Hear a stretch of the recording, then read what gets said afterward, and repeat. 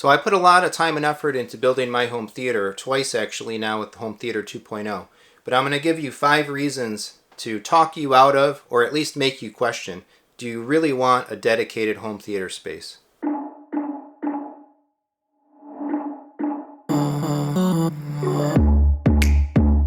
Alright, so I've done my home theater twice now. I converted an original room into the 7.2.4 full projection dedicated space some years ago, and then at the beginning of 2022 here, went ahead and overhauled it and re-implemented and kind of took it up to another level.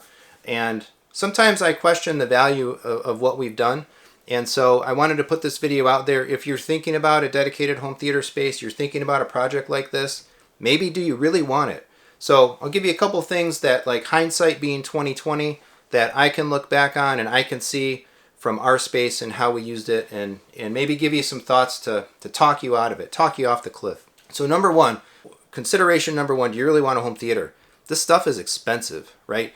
You're spending a lot of money and or a lot of time and or both, depending on if you are building out this room and you're doing the stuff yourself, if you're handy and you have the skills and you have the knowledge and tools and all that to do that, or you're paying somebody to do build outs, you're paying an integrator to do device hookups and wiring and connections and all that stuff.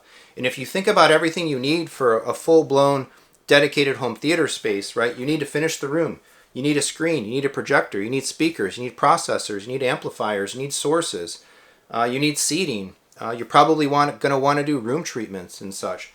And I would venture to say that, especially with the way that the price of things has gone and the price of equipment, continuing to kind of ratchet up, if you're not spending 20 grand, 25 grand, maybe 30 grand on a real dedicated space, and that's kind of like where you need to be to really get in. By the time, if you're starting from scratch, and by the time you add everything up, all that stuff that I just mentioned, right, that you need to buy, and then you're talking about getting into $70,000 or more to do a really, really premium. That amount of money is just getting you into the premium tier, let alone luxury tiers and so on. So I've spent a lot of money on my room, probably enough that would make some of my friends and family like pass out. And I might actually do the video coming up here, which is like, what did I really spend on my theater? For what I have and what we have in there, what's the cost of that? What would it cost you to build a room like that? And I can tell you, it's a lot. Right off the bat, number one, is it really worth it? This stuff is a lot of money and or time, and do you really have it? And the other thing that I'll say too is, like, this stuff is entertainment. This stuff is fun. So if you're not writing that check or paying cash for this, like, for the love of God, don't go into debt for something like this. Don't finance up $30,000 or $50,000 interest rates and paying all this stuff back. If you're doing something like this for hobby interest, entertainment only interest, if you can't just write the check and feel okay about it and pay for the stuff and be fine, then step it back or put it aside. Save the money. Don't put your finances and stuff at risk for something like this, entertainment like this. So number one, yeah, if it's expensive, and if you're not going to really be able to realize that cost, spend that money and do it cleanly and securely and safely for your finances, then maybe reconsider, right? Or at least defer the idea and work towards it in a longer term. So the second one I would say is, like, do you really have the right space to do a full-blown project? So I have a dedicated room. It's a closed-door space, but the room wasn't constructed for a theater. I didn't do double drywall. It wasn't sealed and braced in certain ways. It was built, actually my room was built to be a home gym, and we converted it. So it was finished and so on. But I now can see, particularly since doing this channel and getting my hands on some other equipment, some of the deficiencies and the limitations in such of that room. And that stuff can really hold your performance and all of that back. And you can spend all you want on speakers and equipment and all of this stuff, but if you don't have like lighting control, the right kind of light control environment to get the most out of a high-end projector, or the right kind of space to get the most out of like high-end audio, you may really be spending a lot of money and just leaving performance and potential and stuff on the table. And I've really come to some realizations about what my room limits are what I might have considered to be end game for what I could do, and what the real end game is for what the room can really support and what's reasonable to buy and put in there and spend, it's definitely lower than I would have looked at it some years ago. But so yeah, I mean, just be honest with yourself. What kind of space are you dealing with, and what makes sense? What can you really achieve? And if you're really trying to shoehorn stuff in to a space that doesn't support it, right? Is it too small? Is it too open? You know, are you sitting right up against the back wall? Is everything really cramped? You combo up too many compromises. You're probably better off reevaluating your project and rethinking about what you're trying to do, and temper your expectations, temper the amount of money and effort and involvement and investment to be realistic about your space. I think that's really what it boils down to, because you can really overdo it, overspend, and past certain points relative to the capabilities of your space, you could really just be wasting money on unachievable potential. And so that kind of folds into a number 3 as well, which is like, you know, consider kind of something like an 80-20 rule. Can you get like 80% of the performance of a real high-end dedicated space for some 20% of the cost? You know, what do you really need? What do you really see? What do you really hear? And who's using the room? And how are you using it? And I guess so maybe number 3 boils down to just being a further evolution of the idea of just being realistic. Be realistic for what you're trying to accomplish, what you're putting in to accomplish it. Are you overdoing? Are you being wasteful in some ways? You know, you see a lot of pictures of spaces and equipment, and you can tell right away sometimes that like people just kind of way overdid it. They way over, you know, if you're, I don't know, you're blowing out your whole house with subwoofers, you're not getting the quality of the imagery you could get because of some deficiencies in light, you know, light leakage and other things. So think about efficiency. Really think about efficiency. Maximizing, buy the best stuff that you can get. Build the best room that you can build for your environment. But again, be honest with yourself. And you might find that the reality is, like, to get up there in the performance echelon, but doing it with high value. Value doesn't mean cheap. Something that I've kind of really learned, I would say, over the years is like, buying something that's high value is about maximizing its performance and not always necessarily spending the least amount of money, but just making sure that for what you're spending, you're getting something of equitable performance, and you're realizing the performance out of the thing. I was just having this conversation with a close friend of mine last night, the friend that some other videos in the channel, he had the golden ear speakers. He's got the Anthem MRX receiver in kind of an open little space, and specifically saying, like, for him and his family, like, he loves that little system. It's awesome, and he'll probably build it up ahead and so on, but that space is going to have like limitations. And so the last thing like that would be of value to him is like writing some $20,000 check to go buy all this high-end stuff and try to shoehorn speakers into places. You know, he's getting, again, 80-20 rules, basically what it boils down to. Being efficient, really thinking about what you can do, what you want to do, what you're getting out of it, and that sort of thing, and being realistic for yourself. And alternatively speaking as well, like, you might already have a family entertainment zone that's like a living room or a family room, versus going down the road of some other dedicated space and allocating some dedicated space. Maybe you're better off putting a little bit of investment into that common area versus a lot more investment in the dedicated room or the more sequestered space for, again, how the family's going to use it, or, you know, what you're going to get out of it. And so that goes into kind of number 4. Are you really going to use the room? So I'll tell you right off the bat, we have this room. It's there. There are weeks that go by. We don't go in there. We don't step a foot in there. Luckily, I have the fact that now I'm doing this channel. I've kind of turned my room into a business, which is adding a lot of interesting dynamics in value and kind of new dimensions to having it.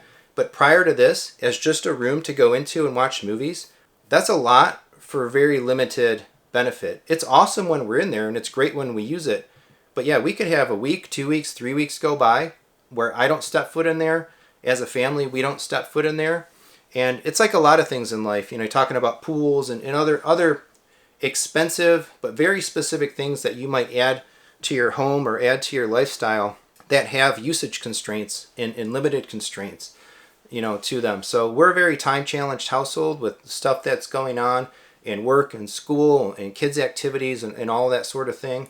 So we have very, very small windows, days of the week and times of the day where we might actually use the room. And, so sometimes I've questioned very much so, like, man, we put a lot in there. There's a lot of money sitting in there. It's sitting dormant. Do I really need it? And even at the end of the day, sometimes, like, I don't even want to go downstairs and turn the room on. I just want to plop down on the couch after my kids go to bed. I want it to be a nice experience up there, and that's why I've got a nice big flat panel, and I put some higher end speakers and some higher end processing and all that stuff. But if I lost my theater tomorrow, that room got wiped off of our house, I'd be pretty happy with what I have in my living room.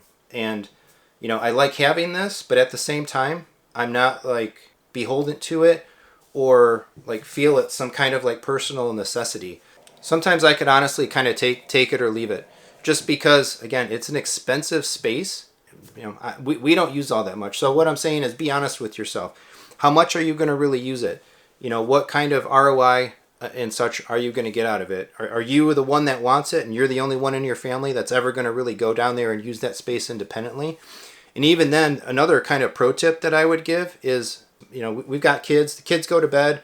My wife and I, it's later at night. Yeah, I could come down to this room away from her and in the basement, and I can play some video games and I can have some fun. But after a whole day of like being at work and they're off doing their stuff, like I don't want to go away to the other end of the house from my wife. Like even if I'm playing a video game, I want to sit next to her on the couch. I just want to be close to her. I married her for a reason. I like her, right? I want to spend some time with her. And those last couple hours of the day or that last hour of the day, I find a lot of solace and enjoyment of, even if we're doing different stuff, she's, looking, researching, reading whatever on her iPad and I'm doing the same, or I'm watching wrestling or I'm playing a game, we're still together. And when I come down here to the theater space by myself to do the same things that I would do on the couch upstairs, I just don't find them as nice in life. And so think about some of that stuff again. Really know what's your use case and how is that going to work out for you. And maybe at the end of the day, you don't need it. Or maybe you don't want it as much as you think you might want it once you have it. And so the last one that I'll throw out there too, when it comes to deciding, is this something you really want to do, is think about what's your long-term plan. So even if you go down this path, you put in a dedicated room, you put in all this equipment, right? Stuff is going to age. Stuff is going to, you buy a lamp-based projector and you use it a bunch, you're going to have to buy new lamps. Things are going to break. Equipment is going to wear out. New standards and capabilities and that are going to come along. And so the more you own in life in general, the more you have to maintain, right? The homeowner's dilemma. It's nice to own a home, have a really nice, whatever, big house with all kinds of features and stuff. But over the years, you got to maintain all that stuff. You're going to be buying a new roof. Things are going to break. You're going to have to fix stuff. And a theater is no different. So, your journey is not over when that room is done. That room is never done, whether it's a year or 3 years or 5 years. So really make sure that you've got a plan and you're kind of committed to doing it for the long term. Because if you build it and things break and you don't use it, or things aren't working right, or it falls behind in some spec or whatever, you put in a lot of initial effort and investment to have it, and maybe you might not be realizing it in the long term. And particularly too, if you do your room with like a professional control system and such, realize that if you make changes or things move around, things shift around, you've got to be recalibrating. You've got to have control system updates and maintenance and other stuff that comes with that. So if you're doing Control 4, right, you're in for needing accessibility to a Control 4 dealer to make changes and tune your stuff. So it doesn't end. And the more premium the space, I think the more true this statement is, that you don't just build it and it's all over. There's going to be a need to tweak, maintain, adjust, upgrade, and so on. So you're making a longer term commitment. Are you ready for that? Do you want to deal with that? Is there maybe a simpler way to kind of achieve the audio video goals and fun and entertainment and such than that you might be looking for, rather than dedicating a specific part of your home and with all the things that come with it? So there's some thoughts on the whole merits, value, second guessings, whatever, of going through the time and effort and expense of putting a dedicated home theater into your house. And really, it's kind of up there with other things in life like pools and sports cars and boats for some people in some situations. Something that sounds really awesome maybe you really want it, but the realities of the situation of how you can use it, when you can use it, you know, what's going to happen with it when you have it and in the long run, and maintaining it, maybe doesn't always add up in every situation. So sound off in the comments. Are you thinking about a project and maybe you're second guessing it? Did you actually go forward with putting a theater in and you've got some reservations, or you have some second guessings about it? Did you put a theater in and everything I'm saying is like been no concern at all? Like you love it, you're down there, you know, you're in there, you're using it all the time. I'm curious what folks have to say, because I've definitely encountered kind of all opinions in the time, and I've definitely even ebbed and flowed with the value that our own space is providing in our house. But of course, I have the extra kickers that I've kind of turned that room into some business opportunities and other things like that, versus it just being a space to watch a movie, which changes the calculus and has changed things considerably for me. But that's probably a very niche value, very minimal in situations.